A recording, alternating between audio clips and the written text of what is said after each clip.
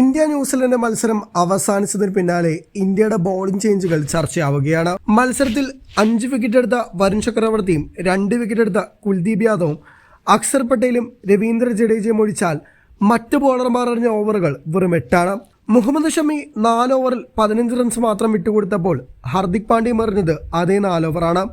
ഹർഷിത് റാണയ്ക്ക് പകരമാണ് വരുൺ ചക്രവർത്തി ടീമിലേക്ക് എത്തിയത്. സമ്പൂർണ്ണ സ്പിൻ ആധിപത്യത്തോടു കൂടിയാണ് ടീമുള്ളതെന്ന് പറയേണ്ടി വരും. കാര്യമായ മാറ്റങ്ങളൊന്നും ഇതുവരെ ടൂർണമെന്റിൽ ടീം വരുത്തിയിരുന്നില്ല. ഇന്ത്യൻ ടീമിൽ അവശേഷിക്കുന്ന പേസർമാർ അർഷദീപ് സിംഗും ഹർഷിത് റാണയുമാണ്.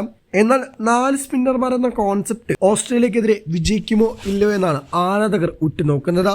നോക്കുമ്പോൾ ദുബായിലെ കണ്ടീഷൻ സ്പിന്നിന് അനുകൂലമാണെങ്കിലും ഓസ്ട്രേലിയക്ക് കാര്യങ്ങൾ എളുപ്പമാകുമെന്ന് പറയാനുമാകില്ല. അഫ്ഗാനിസ്ഥാനുമായുള്ള മത്സരത്തിൽ ഓസ്ട്രേലിയ 3 പേസർമാരെയും 3 സ്പിന്നർമാരെയുമാണ് ഉപയോഗിച്ചത്. അതിൽ ആഡം സാംബയും മാക്സ്വെല്ലും മാത്യു ഷോട്ടും പന്തെറിയുകയും ചെയ്തു. ടൂർണമെന്റിന്റെ ആദ്യത്തെ മത്സരത്തിൽ ഇംഗ്ലണ്ടുമായും സമാനമായ ടാറ്റിക്സിൽ തന്നെയാണ് ഓസ്ട്രേലിയ കളിച്ചത്. അന്നും 3 പേസർമാരും 4 സ്പിന്നർമാരുമാണ് മത്സരമെറിഞ്ഞത്. വിക്കറ്റെല്ലാം പാർട്ട് ടൈം ബോളറായ ലാബുഷൈനും ആഡം സാംബയ്ക്കും ലഭിച്ചത് വലിയ രീതിയിൽ അത്ഭുതങ്ങളുണ്ടാക്കി.